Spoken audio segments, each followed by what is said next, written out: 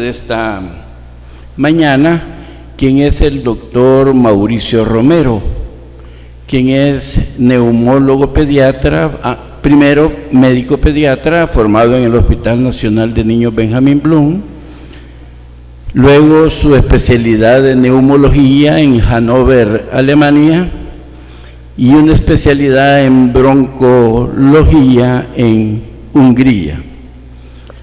Actualmente ex asesor también del OPS en los aspectos neumológicos, y desde el 2003 es médico del Hospital Nacional de Niños encargado de la clínica de fibrosis quística. Así que con ustedes el doctor Mauricio Romero para que lo animemos con un aplauso.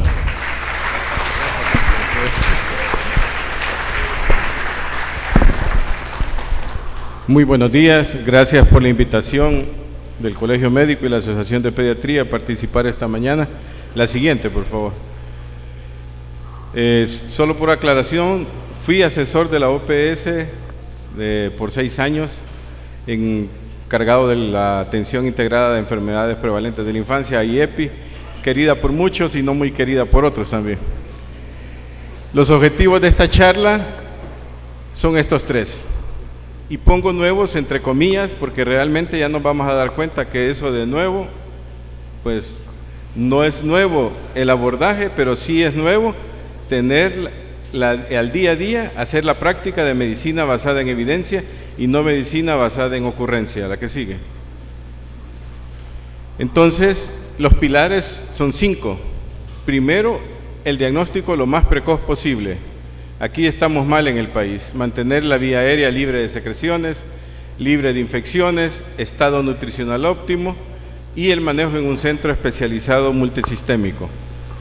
Como verán ustedes al final de la charla, si los niños sobreviven en este país que tienen fibrosis quística, no es por lo que hacemos los médicos, es porque Dios existe, porque realmente aquí adolecemos de los medicamentos esenciales para tratar esta patología, la que sigue.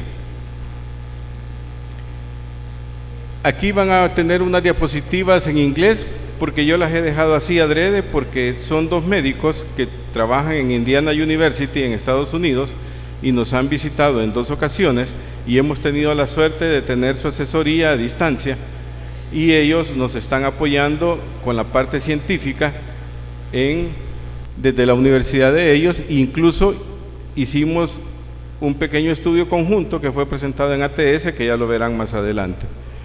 Aquí les quiero decir, estas son estadísticas, pero nosotros, de acuerdo a las estadísticas, correlacionando con lo que la tasa de prevalencia en hispanos, en latino le ponen aquí, pero en hispanos en Estados Unidos, 1 en 8.500, nosotros deberíamos de estar diagnosticando en el Hospital Blum alrededor de 15 nuevos casos por año, pero no pasamos de unos 4 o 5 por año. Eso quiere decir que no estamos pensando en fibrosis quística. A través de los años yo he llegado a la única conclusión, como dice la canción, pasaste a mi lado con tanta indiferencia. ¿Qué sucede? No en todas las facultades se está enseñando la fibrosis quística.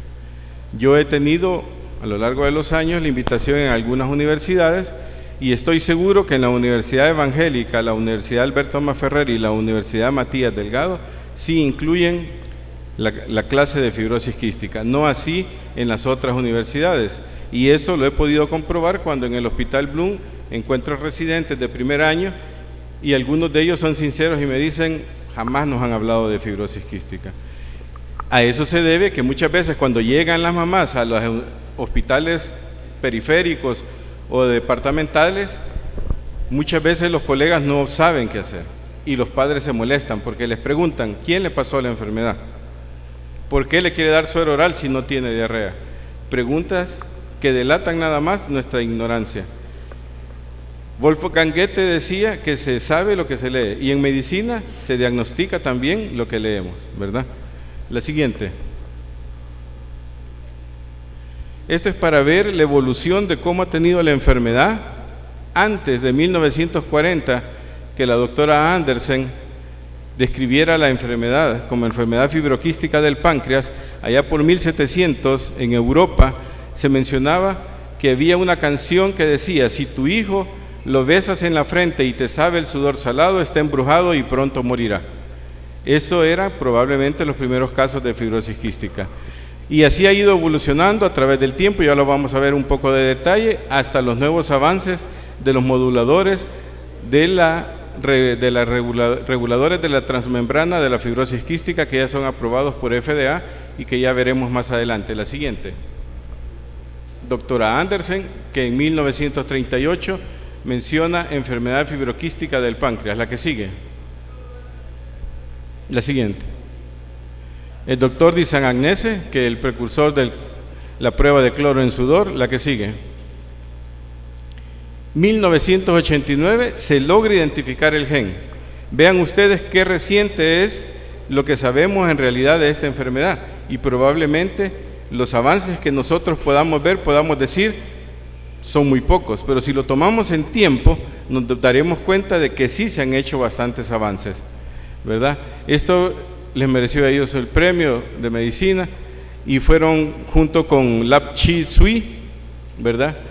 Y Jack Riordan y Francis Collins, que es el que hizo este trabajo, la que sigue. Y a partir de allí se han empezado a observar que existen más de 1500 mutaciones. Hace como 6 años ahí vino una literatura que decía que eran 1930 mutaciones del gen original que se encuentra en el cromosoma 7, que es el delta F508. Por lo tanto, tratar la enfermedad desde el punto de vista genético es bastante difícil. La que sigue. Esto en 1993 se empezó a hacer el punto de partida de la terapia genética. Utilizaron un adenovirus responsable de un resfriado común, pero no dio los efectos esperados. Yo me recuerdo cuando yo estaba en Alemania en el 95, me dijo el encargado de genética: en 10 años me dijo, yo te tengo ya la cura para la enfermedad. Ojalá hubiera sido cierto, pero lamentablemente solo para unos 9 casos nada más de mutaciones podemos encontrar solución al problema. La que sigue. Vamos a ir un poquito rápido. Este es el modulador de la membrana regulador de transmembrana de fibrosis quística aprobado por FDA. Inicialmente en el 2012 fue para la mutación G551D, y en el 2014 se aprobaron para 8 más. Con esto el paciente prácticamente lleva una vida normal. Su problema, digamos, está solucionado. El problema radica que el costo oscila entre 20 a 30 mil dólares mensuales y es de por vida. La siguiente. No nos vamos a detener mucho en la fisiopatología, pero esto es lo normal. En fibrosis quística, el transporte de cloro y sodio está alterado, cloro se pierde, sodio retiene la célula, y aquí esto provoca que las secreciones sean espesas. Vean ustedes, la más común, delta F508, 86.4% responsable en caucásicos y de un 39 a 46% en los latinos en Estados Unidos. La que sigue. Para hace como 4 años se hablaba que habían 5 mutaciones del gen de la CFTR. La que sigue. Recientemente, el año pasado, ya se hablan de 6 mutaciones. Dependiendo de cuál de ellas sea, así vamos a ver la severidad de los signos y los síntomas clínicos de los pacientes. Por eso algunas veces tendremos pacientes que tienen el cloro en sudor positivo y prácticamente se ven pacientes bastante estables, pero otros que difieren su estado a pesar de ser cloropositivos. No tenemos la posibilidad de hacer en este país el estudio genético, y probablemente se deba, que su severidad se deba al tipo de mutación que tienen. Hace 2 años estuve en Costa Rica en el Hospital del Niño, que para mí es un hospital de primer nivel, ¿verdad?, que realmente cumple, quizás sea el único en Centroamérica que cumple los requisitos de ser hospital de primer nivel, y nos presentaron 2 casos de 2 gemelos homocigotos idénticos, los 2 con fibrosis quística. Uno recibió el mismo tratamiento completamente, porque allá les dan todo el tratamiento integral como debe de ser. Uno fallece a los 8 años y el otro sigue bastante estable con su tratamiento. La pregunta era, ¿por qué? Hasta la fecha no hay una respuesta académica, científica que podamos obtener. La siguiente. Entonces, dependiendo de la mutación genética que tiene, de la forma genética, vamos a tener las secreciones viscosas, viene el taponamiento, sobre todo me voy a enfocar a la parte respiratoria porque también afecta gastrointestinal, afecta el sistema reproductivo. Todas las glándulas exócrinas se ven obstruidas. Cuando yo le explico a los padres, les digo, mire, su niño produce moco muy espeso. Por todas las glándulas que él produce, el moco va a ser espeso. Y eso le va a producir un taponamiento de sus vías respiratorias. Si está afectado la vía gastrointestinal también, el sistema gastrointestinal, perdón. Y de ahí la importancia que quiero que los que están en unidades de salud, en el primer nivel o en el segundo, se lleven el mensaje que cuando le digan, mi hijo tiene fibrosis quística, le den toda la cantidad de suero oral que le puedan dar. Estos niños deben de consumir no menos de 4 litros de suero oral al día, preferentemente, como que tuvieran diarrea. Y a veces se los niegan porque le dicen, ¿tiene diarrea? No, entonces ¿para qué lo lleva? Delata ignorancia nuestra. Entonces, incluso tienen que comer salado. Ellos tienen que agregarle sal. Hay países donde incluso les dan cubos de sal para que se los estén comiendo. Después viene la inflamación crónica. Previamente han sido colonizados por la Pseudomonas aeruginosa, Estafilococo aureus. Llega bronquiectasia, fibrosis de parénquima y el daño sigue. Y atención, con la fibrosis quística no hay reversa. El daño que se provoca ya no lo retrocedemos. Por eso es que la lucha contra la enfermedad es día a día, todos los días. Vean la diferencia, cómo se hace diagnóstico en Estados Unidos. En Estados Unidos se le hace el tamizaje neonatal, si sale positivo, después se le hace cloro en sudor, si sale cloro en sudor positivo, se le hace después el estudio genético. La siguiente, la que sigue. Aquí esto es lo único que tenemos nosotros limitado. ¿Por qué? Porque el tamizaje neonatal tiene un costo alrededor como de $260 a $300. No está alcanzable para todos. Está mal llamado el tamizaje neonatal que hace el Ministerio de Salud, pero ese no es tamizaje neonatal, es un tamizaje para hipotiroidismo, cuando está disponible.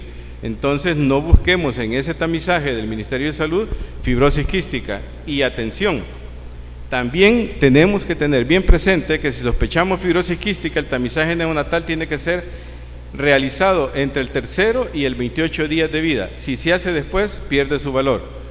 Igual situación le pasa a la fenilcitonuria. Son las únicas 2 entidades de los 60 enfermedades o de 60 afectaciones que incluye el tamizaje neonatal que tenemos esa limitante de tiempo. La que sigue. Y vean ustedes aquí cómo ha ido mejorando la captura de casos en los Estados Unidos debido a cómo ellos tratan a sus pacientes. La siguiente. El cloro en sudor se toma así, se le pone en el antebrazo lo que parece un relojito. Tampoco voy a hablar mucho, lo único que quiero decirles es, los invito a que lean la fundación en la Federación Española de Fibrosis Quística, ahí está en español lo del cloro en sudor y van a ver. Pero quiero traerles a relación una anécdota. En un momento dado me dicen en el Bloom, doctor, ya no va a haber necesidad que hagan precio especial de 40 en el laboratorio que se ha estado enviando, porque hay un laboratorio que está haciendo la prueba del sudor en $10. Cuando llegó el paciente me dijo, ¿cuánto le costó? $10. Aquí está la respuesta, cloro, sodio, potasio, calcio. Y disculpe, ¿y cómo le hicieron el cloro en sudor? Un niño como de 1 año, mire, lo metieron en una bolsa, se la amarraron al cuello y ahí lo tuvieron. Que Dios me perdone por lo que hice, pero llamé al Consejo Superior de Salud y les pedí que fueran a averiguar qué estaba pasando ahí, porque podían matar a cualquier paciente, ¿verdad? Entonces, les digo, no hagamos medicina en ocurrencia, leamos. El cloro en sudor tiene que ser puesto en el antebrazo, no vale que se lo pongan ni en el pecho, ni en la espalda, ni en la cara. Ah, es que el niño no suda, entonces póngale una chumpa y métalo en el carro al mediodía y ya cuando esté sudado me lo trae. No seamos burros. Miren, en Alemania con el frío que hacía en el invierno, no se les andaba poniendo chaqueta. La pilocarpina, por eso se usa pilocarpina. Disculpen que yo sea tosco para hablar, pero realmente me incomoda de ver cómo a veces sangramos a la gente. Si antes decíamos coyol quebrado, coyol comido, en este tiempo es coyol quebrado, coyol chupado para que nos dure más. Entonces, ¿cuánto es el salario mínimo? ¿Cuánto valen los medicamentos? cada día más caro. La DNM nos dio paja con los precios de las medicinas, se fueron más arriba. No hay medicinas en los hospitales. Entonces, seamos conscientes, porque yo en el Bloom veo muy frecuentemente que son asaltados en los buses, llegan sin dinero, prestan, se van sin medicina. Entonces, seamos conscientes de ayudarles a nuestros pacientes, tratando de ser objetivos donde enviamos nosotros las pruebas y que no gastemos, ¿verdad? No gastemos, que porque hágale esto y esto. No, seamos objetivos y precisos y concisos. Estas son todas las indicaciones de cloro en sudor, ¿verdad? Ahí vean ustedes todas las que son variadas. La que sigue, no me voy a detener mucho tampoco aquí.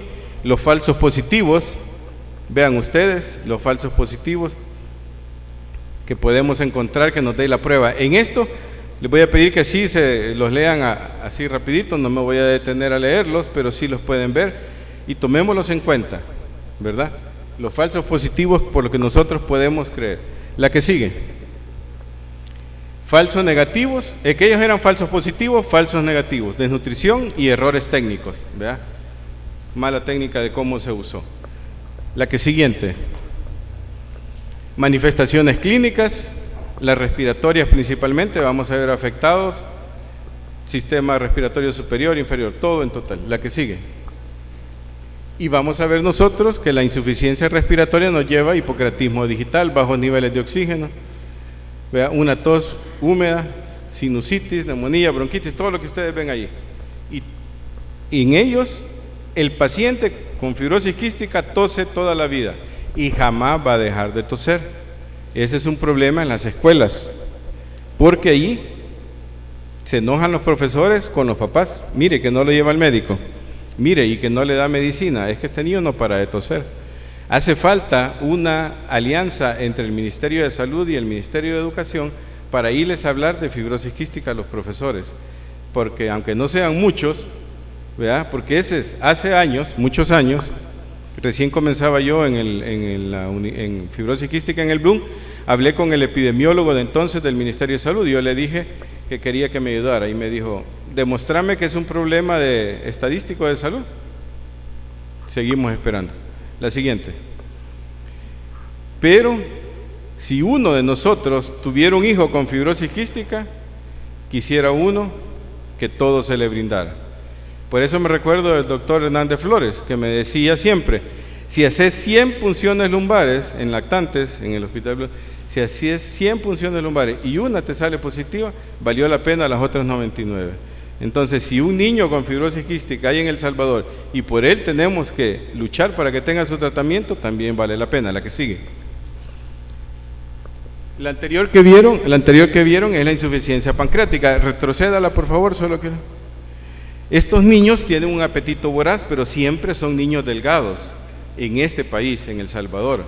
En el primer mundo son otros niños muy diferentes porque reciben el tratamiento integral. Aquí ha habido casos donde les hemos querido dar medicamentos a los padres para que los tengan en el refrigerador y me dicen no me lo puedo llevar. ¿Por qué? Porque tuve que vender la refrigeradora para poderle seguir comprando otras medicinas. Esa es nuestra realidad. Entonces, aquí, cada vez que yo me siento en el escritorio para prescribirle a estos niños, tengo que empezar a hablar con los padres las posibilidades que tienen de comprar, las posibilidades que tienen de almacenar los medicamentos, si tienen energía eléctrica, porque de nada sirve que le demos un nebulizador de la mejor marca si no tiene energía eléctrica. Entonces, o le demos un inhalador de dosis medida presurizada y no le vamos a dar espaciador de volumen. Entonces, niños aquí son a veces bastante delgados, por más que los padres traten, porque no reciben el tratamiento completo, y a veces vemos a los padres así hermosos, redondos como yo, y ya los han acusado de maltrato infantil. Una vez, hace años, llegó a un hospital la madre con su hija y llamaron a la Procuraduría, porque la acusaban de maltrato infantil, porque la hija estaba desnutrida y ella estaba bien nutrida.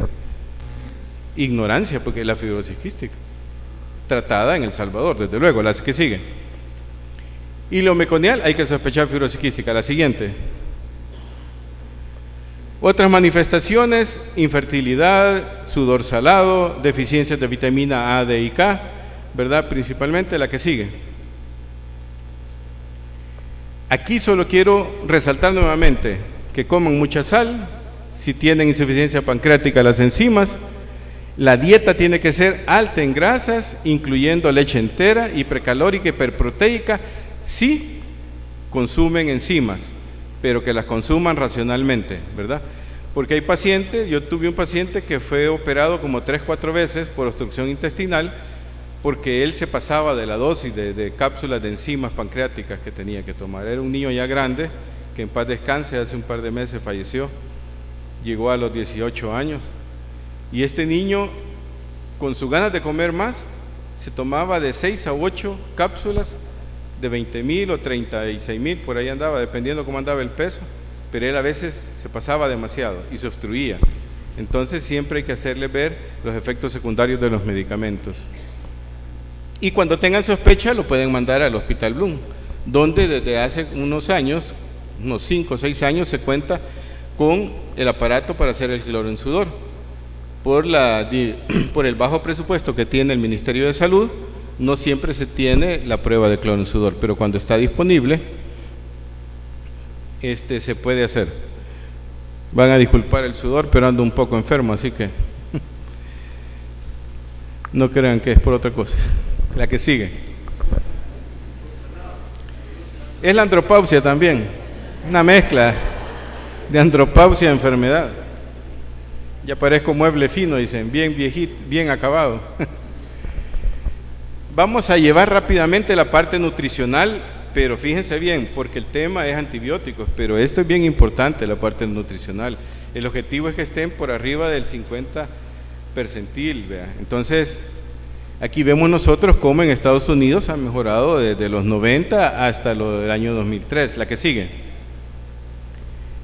Esto es bien importante, la correlación estrecha entre el índice de masa corporal y la función pulmonar, que es bidireccional. A mejor peso, mejor función pulmonar, ¿verdad? Entonces, su función pulmonar también les va a ayudar a ellos y es un indicador de cómo está el problema pulmonar afectándoles. La que sigue. Aquí lo que les quiero decir es que esto no lo tenemos nosotros. Los valores de la tasa 1 fecal, que es tan rápido de hacerlo y que la ventaja es que no tenemos que suspender las enzimas pancreáticas. Dice que valores por debajo de 200 microgramos nos hacen el diagnóstico de insuficiencia pancreática, porque a veces tenemos duda en los pacientes, no sabemos si requieren o no requieren. En algunos casos es claro que lo requieren, pero en otros en los que tenemos dudas nos serviría bastante. La siguiente. De ahí tenemos que darles vitaminas A, D y K, que ellos tienen esta insuficiencia. Ahí están las dosis en las que tenemos que dar de acuerdo a la edad. La que sigue. El régimen hipercalórico y hiperproteico. Ese es el problema cuando están hospitalizados, porque a veces dicen, como los ven algo cansaditos, pero estos niños a veces ya empiezan a cansarse y pasan cansados toda la vida, pero igual los deja comer. Entonces ellos piden más pollo, pizza, hamburguesas, pupusas, y a veces las cenas se las llevan a las 5 de la tarde, y a veces un banano con un atolito y otra cosa. Eso no es suficiente para estos niños. Por eso tenemos que nosotros siempre solicitarle a la personal del hospital que les permita llevarles alimentos hipercalóricos, hiperproteicos a ellos, porque ellos deben de comer de 5 a 6 veces al día, ¿verdad? Por lo menos en este país eso hacemos. La que sigue. Y la mantención de la salud ósea, la vitamina D. La que sigue. Esto ya tengo unos 4 años que no veo un caso, pero sí lo veo. La literatura dice que a veces alrededor de los 12 años hay que empezar a sospechar esto en los niños con fibrosis quística. Yo he tenido casos que han comenzado antes, 6, 8 años. La siguiente. Enfermedad hepática. Hay varios niños. Recién llegado yo al Hospital Blum, hubo un niño que falleció por cirrosis hepática. Posteriormente hay otros niños que ya se les diagnosticó cirrosis hepática, son como 3 son, porque recientemente se diagnosticó otro, y este último es el que está con más posibilidades de tolerar un trasplante hepático. En este país ya deberíamos de estar haciendo trasplante hepático, trasplante pulmonar, Deberíamos porque estamos en el 2017. Pero como dice aquel, vaya usted a saber por qué no, ¿verdad?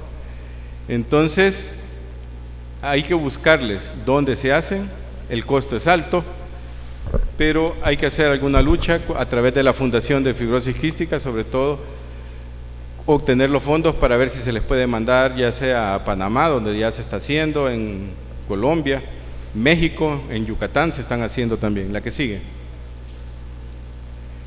Y en Estados Unidos así estaban, en los 40 los de fibrosis quística, y así están en el 2017. La que sigue.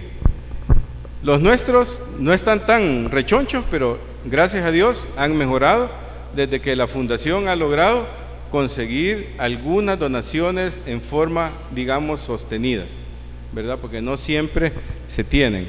Un frasco de enzimas cuesta en Estados Unidos $400, mandándolos a comprar la fundación tienen un precio especial como de 200 a 250 el frasco de 100 cápsulas, y los pacientes consumen desde los más pequeños unos 2 frascos por mes hasta los grandes que pueden consumir de 8 a 10 frascos, ¿verdad? Entonces el tratamiento es caro, pero ¿cuánto vale la vida de una persona y de un niño? No tiene precio. Entonces tenemos que pensar en ir cambiando muchas cosas. El 8 de septiembre, el Día Mundial de la Fibrosis Quística. Ahora entramos a la parte respiratoria. La siguiente. Los patógenos respiratorios, vean ustedes cómo han ido haciéndose cada vez más frecuentes, y aquí la Pseudomonas multidrogo resistente ya en los años 2003, 2004 comenzó a presentarse. La Burkholderia cepacia, el complejo de Burkholderia cepacia, hay que tenerle temor cuando se junta ya con la Pseudomonas aeruginosa, porque en esos pacientes que están colonizados por Pseudomonas aeruginosa, la que sigue, que se colonizan prácticamente desde los primeros meses de vida y se llegan a colonizar posteriormente por Burkholderia cepacia, el daño pulmonar es severo y avanza de una manera acelerada y lo lleva a la muerte en poco tiempo. Vean ustedes cómo desde los primeros meses de vida empiezan los pacientes a colonizarse con toda esta cantidad de gérmenes. La que sigue. Después de una hospitalización de 14 días, veamos nosotros cómo mejora la función pulmonar en estos pacientes. La que sigue. Aquí quiero hablarles de esto rápidamente también, porque no son antibióticos. Vemos acitromicina, pero la acitromicina en fibrosis quística no se usa como antibiótico, se usa como antiinflamatorio. Ya veremos por qué. Luego la Dornasa alfa, tenemos una evidencia grado A para enfermedad moderada y grado B para enfermedad leve de que nos mejora la función pulmonar y reduce exacerbaciones. La solución salina hipertónica también tiene una evidencia grado B al reducir exacerbaciones y mejorar la función pulmonar. Y la fisioterapia torácica. Quiero decirles que la solución salina hipertónica en los 90 salió al mercado siendo utilizada inicialmente por los japoneses. La usaban al 9% y producía broncoespasmos demasiado severos. Yo quiero detenerme aquí y hacer unas observaciones. Primero, yo sé que en algunos hospitales hay muchas ganas de ayudarle a los pacientes, pero por favor no preparemos solución salina hipertónica en los servicios, en las estaciones de los pacientes. Eso tiene que hacerse con flujo laminar, de manera que sea estéril, que no se vaya a contaminar. Porque en el Hospital Bloom a veces me dicen, aquí le estamos preparando. Yo sé que es de buena intención, pero estamos poniendo en riesgo porque podemos estar utilizando contaminantes a través de las sustancias. Entonces sabemos nosotros, hay que evitar toda posibilidad de una infección nosocomial. Esa es una. La otra es que si la vamos a usar, hay en el mercado dos presentaciones, 3.5 y 7% en el país. En los pacientes de fibrosis quística usualmente no me toleran la del 7%, toleran la del 3.5 y a veces viene del 3%, pero incluso diluida con agua destilada, o sea que estoy usando al 1.5 o los que lo toleran al 3.5. Y previo a nebulizar, inmediatamente previo a utilizar la solución salina hipertónica, debemos nebulizar con salbutamol más solución salina normal para evitar un posible broncoespasmo secundario al uso del suero hipertónico nebulizado. La que sigue. Y si usamos solución salina hipertónica, no usemos pulmocime. Esta semana se mandó un paciente como de 18 años para otro hospital periférico. La fundación le donó 5 viales de pulmocime, que es Dornasa alfa, que vale como $400, para ser utilizados en una semana. Allá se emocionaron y en 2 días se habían gastado los 5 viales y le estaban poniendo también solución salina hipertónica. O usamos una o usamos el otro, pero por eso les digo, hay que leer. Aquí no se ve muy bien, pero son daños pulmonares, y esto es de los casos, digamos, moderados, que van avanzando. Como les decía, no hay retroceso. Si nos paramos en el tratamiento, esto avanza, el pulmón se vuelve cada vez más rígido, más fibrótico, y los pacientes mueren. La que sigue. Podemos utilizar también la lateral para ver el tórax en tonel que pueden desarrollar. A veces la enquilla, ¿verdad?, se les ve notablemente. La que sigue. Lesiones que podemos observar también en la tomografía de tórax. Estas son bronquiectasias del lóbulo superior izquierdo, no hay todavía en el derecho. La que sigue. Bronquiectasias también y edema peribronquial en bases aquí de los lóbulos medios y lóbulos inferiores. La siguiente. ¿Cuándo comienza a afectarse la función pulmonar? Usualmente, de acuerdo a los estudios de Estados Unidos, entre los 6 y 11 años de edad comienza a deteriorarse la función pulmonar. Si nosotros nos detenemos o bajamos la guardia en el tratamiento, esto se acelera. Si nosotros tenemos la suerte de tratarlos integralmente, podemos mantener una buena función pulmonar en estos pacientes. La que sigue, y más bien el flujo del aire. Y como vemos, por alguna razón todavía no bien identificada, pero puede ser el estado socioeconómico, hasta ahorita es que en Estados Unidos, entre hispanos y estadounidenses, los pacientes estadounidenses están en mejor estado general que los hispanos. La que sigue. La sobrevida, hoy ya se habla de 40.7 años, cuando antes no pasaban de los 10 años. La siguiente. Síntomas de exacerbación no tienen que estar todos, con un par de estos que estén, con solo que el paciente diga, mire, o los padres le digan, mire doctor, fíjese que ha empezado a toser más, no quiere comer, lo veo decaído, exacerbación pulmonar. Hay que empezar a tratar, si no está con mucha insuficiencia respiratoria, ambulatorio, y si no, hospitalizado. La siguiente. Y esto, cada exacerbación nos reduce la función pulmonar. La que sigue. La vigilancia microbiológica de la vía aérea, cultivos de secreción bronquial. En fibrosis quística es la única entidad en la que no hay necesario meter un tubo para hacer el cultivo. Basta y sobra con que el paciente expectore, es suficiente. Incluso hay una diapositiva más adelante donde se dice que si el paciente no puede expectorar y un cultivo faríngeo puede correlacionarse. La siguiente. A buscar los agentes principales, la que sigue, sobre todo la pseudomona, estafilococo. Y aquí, lo que yo les decía, es de mantener un registro y mes a mes, si es posible, irles haciendo el cultivo, ¿verdad?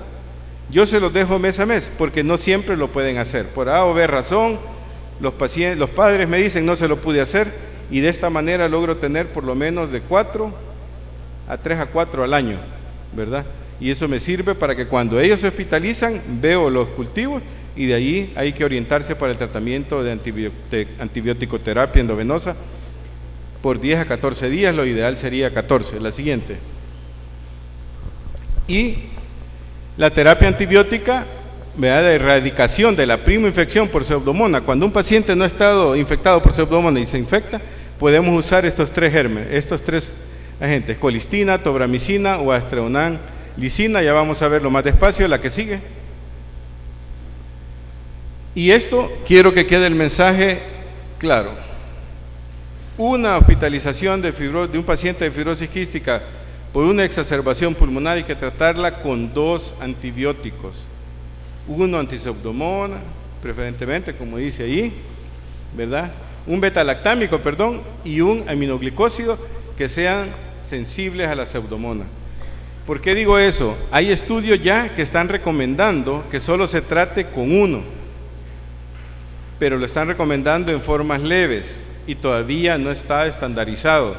Si no leemos que se está recomendando en formas leves y que no está estandarizado, podemos usarlo y lo que podemos generar no es más que resistencia al antibiótico, ¿verdad? Entonces evitemos eso, que sean 2, lo ideal 14 días.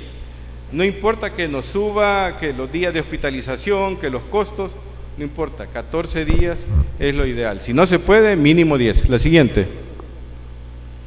La que sigue.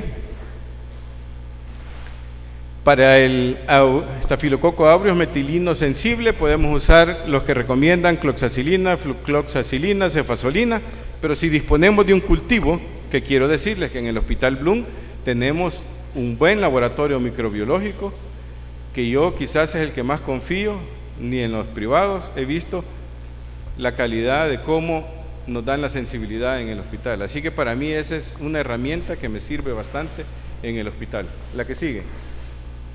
Si es meticilino resistente, podemos vancomicina o linezolida, pero si tenemos, repito, el cultivo a la mano, usémoslo y veamos. La que sigue.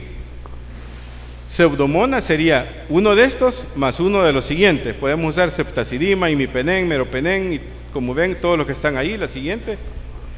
O un aminoglucósido, como amicacina, tobramicina, o usamos una ciprofloxacina o colistimetato sódico. Afortunadamente estos pacientes la función renal no se les ve afectada a pesar de que usamos aminoglucósidos bastante frecuente y en dosis generosas. La siguiente.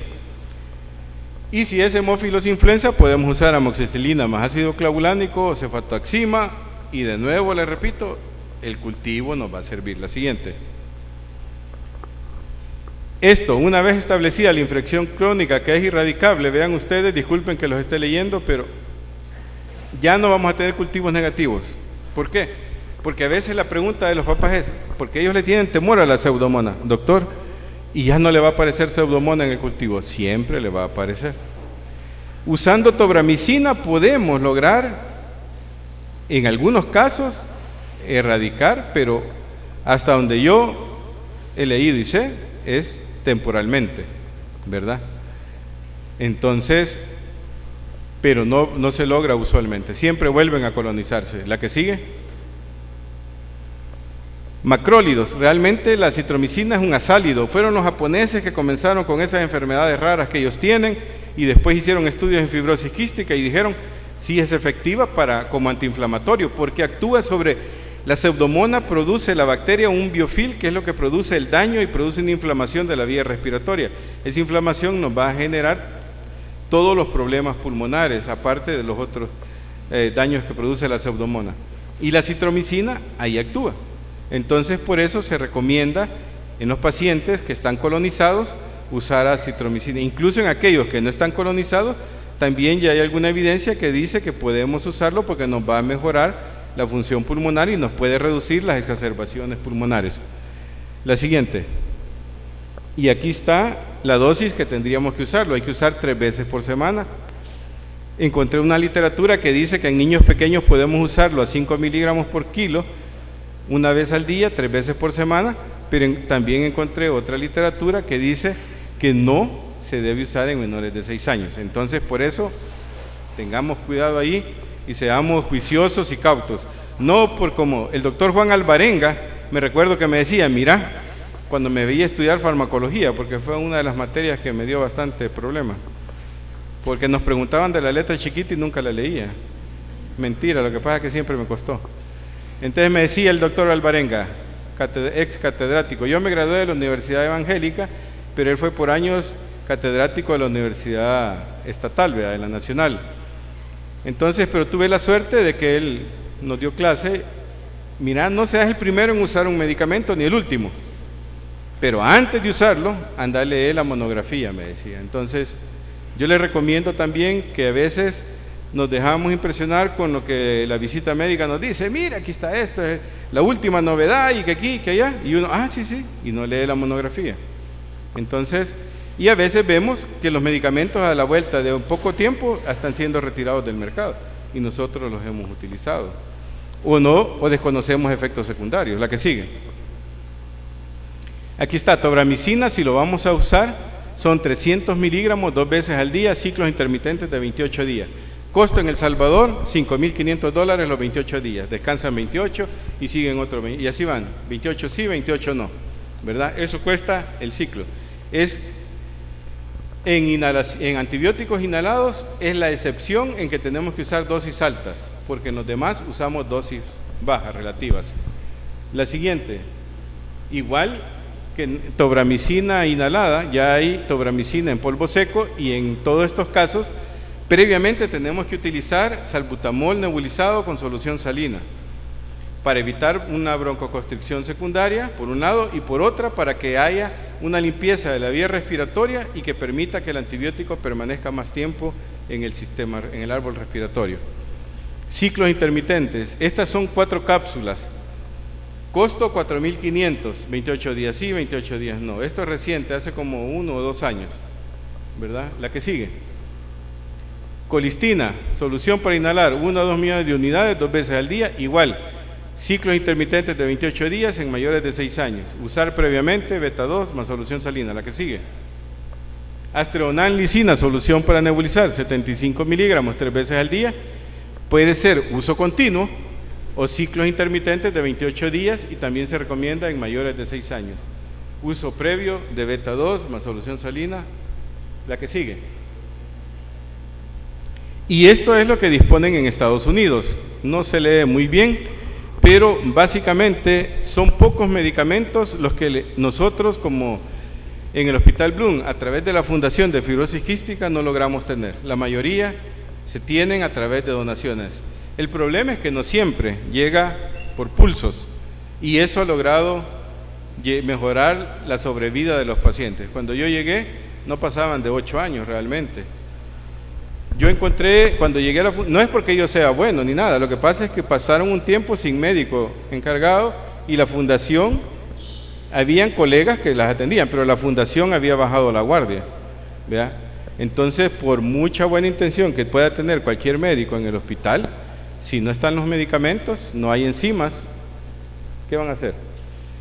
Entonces, el Ministerio de Salud, a través del cuadro básico, ¿qué nos da? Solución salina normal cuando hay, suero oral cuando hay, salbutamol cuando hay, y la marca que están despachando ahorita en la farmacia, yo me atrevería a pedirle a un diputado que nebulice a su hijo en crisis de asma con ese salbutamol, a ver si lo hace. ¿Ya? Beclometasona cuando hay, aunque fibrosis quística no mucho lo utilizo. Entonces, básicamente, casi de 8 años para acá, 7 años para acá, lo usual es que no haya. Entonces la fundación tiene que también proveerle suero oral, ¿verdad? Pero esto es lo que, afortunadamente, lo que está al final es lo que está ya aprobado para su uso. Tobramicina inhalada ya lleva varios meses que la fundación está teniendo donaciones, acitromicina, Keystone no, también de el Podhale, tobramicina en polvo para inhalar, vitaminas ADEC eventualmente. Las enzimas pancreáticas, sí estamos teniendo problemas, pero hemos tenido un flujo, digamos, regular. Calideco no tenemos, el costo es muy alto. Solución salina hipertónica sí. Pulmocime, la dornasa alfa también, ibuprofeno y esteroides, yo en lo particular no utilizo. ¿Por qué? Porque ibuprofeno y los esteroides se pueden usar, pero solo cuando sea extremadamente necesario. Si evaluamos efectos terapéuticos contra efectos secundarios indeseables, mejor no los uso. Y ese fue uno de mis mayores, digamos, encontronazos que yo tuve con los padres cuando yo llegué, porque estaban acostumbrados a tomar cantidades de esteroide, prednisona, pero todos los días. La prednisona es como mago magazo. Fíjese que me le dieron unas pastillas al niño que me lo engordó. Viera qué bonito se puso. ¿Verdad? Sí estaba bien flaco, pero con esas pastillas que me le dio el doctor se engordó. Pero los efectos secundarios. Hubo una niña, hay una niña todavía que yo la veo, se ausentó unos meses, como un año, regresó con un síndrome de Cushing exagerado, En este momento ya su función adrenal ya está bastante regulada, la referí con la endocrinóloga porque dejó de ir al hospital porque no encontraba medicina, fue a lo privado y ahí le recetaron esteroide oral, así, generosamente. El problema que tiene ahorita en este momento como efecto secundario de tanto esteroide es que tiene micosis en las uñas de los dedos de las manos, ¿verdad? Y la niña tiene como 3, 4 años y fíjense que ya le da pena porque ella esconde sus deditos. Eso lo pudimos haber evitado. La que sigue. Identificar cuál es lo mejor para detectar la enfermedad en forma temprana porque los cambios que ocurren son irreversibles. Esto es lo que nosotros tenemos que hacer. En El Salvador, como decían en la Universidad Evangélica en los primeros años cuando nos daban semiología, lean el Cossio, hombre, lean el Cossio, nos decían, ¿verdad? Leamos, porque ahora a veces, doctor, tal cosa, y como dicen allá en la iglesia, San Google, ¿verdad? Pero ese es un ratito, no, tenemos que leer, tenemos que ir a los libros y leamos sobre fibrosis quística. Federación Española de Fibrosis Quística tiene una cantidad de literatura que no necesitamos ni traducir, está en español. Entonces ahí nos podemos dar gusto leyendo. Y hay literatura disponible para médicos, para padres, para pacientes, para cuidadores, para todos. La siguiente. Ya no les voy a quitar más el tiempo. El manejo debe ser en un centro especializado multisistémico, dice. La que sigue. Fíjense que tiene que haber neumólogo pediatra, gastroenterólogo pediatra, nutriólogo, terapista respiratorio, genetista, endocrinólogo pediatra, neumólogo de adultos, asistente social y el director, no lo escribí yo, esto lo dice la literatura. Dice que habitualmente es el neumólogo y el subdirector el gastroenterólogo o viceversa, pero realmente no necesita ser neumólogo o ni gastroenterólogo, un médico que nada más que tenga interés de ayudar a los pacientes, desde mi punto de vista. La que sigue. De allí tiene que haber otro equipo como otorrino, psiquiatra, psicólogo, cirujano, digestivo. Yo agradezco a todos los colegas en diferentes especialidades del hospital que colaboran con la fundación y conmigo, aunque no están inmersos en la fundación ni es su responsabilidad directa, tengo el apoyo de todos ellos, ¿verdad? La que sigue. La único talón de Aquiles que tenemos desde hace ya varios años en el Hospital Bloom en neumología pediátrica es que nos quitaron hospitalización. Dieron la orden que los especialistas teníamos que dejar las camas y tendríamos que andar en todo el hospital viendo interconsultas mejor. Yo me aburrí de solicitar nuevamente las camas. Hubo un director que me dijo, mira, ya no vengas si sos el único que venís a pedirme camas y no hay dónde. ¿Por qué? Porque lo ideal sería ver el paciente, hospitalizarlo y manejarlo nosotros desde el punto de vista de fundación y de neumología, estos pacientes. No es que los traten inadecuadamente, pero algunas veces llegan a servicios donde no tienen mucha familiaridad con tratar a los pacientes con fibrosis quística y ya hubo casos en que se molestan con los padres, pero son anécdotas que les quitaría toda la mañana. La que sigue. Este fue el estudio corto que presentó el doctor John Stevens en el ATS, ¿verdad? La que sigue. Y ahí está, desde el 95, unos padres fundaron y organizaron la Fundación de Fibrosis Quística, en vista que no sigue igual, que no hay medicina en el Ministerio de Salud porque el presupuesto es bajo. Eso no es responsabilidad del Ministerio de Salud, es responsabilidad de la Asamblea Legislativa, donde tiene que haber un decreto que ellos, ahí se decrete, valga la redundancia, de que el porcentaje del PIB, Producto Interno Bruto, destinado a salud, sea cada vez mayor y no cada vez menor como es actualmente. Cuando el presupuesto de salud aumente, podremos nosotros exigir, ¿verdad? Porque ahorita la mayoría se ven salarios del presupuesto del Ministerio de Salud, aunque algunas veces devuelven lo que no ejecutan, pero eso, como dice aquel, vaya usted a saber también, ¿verdad? La que sigue. Y con alianzas extranjeras y todo se les da los medicamentos y cada 8 de septiembre en una plaza, ya sea la de Salvador del Mundo, Plaza Barrios o en otro lugar, celebran con todos los niños el Día Mundial de la Fibrosis Quística. La que sigue. Y ahí están los contactos, ¿verdad? Quiero decir, es la última, fqelsalvador1@gmail.com. En Facebook encuentran Fundación Fibrosis Quística y muchas gracias por su atención.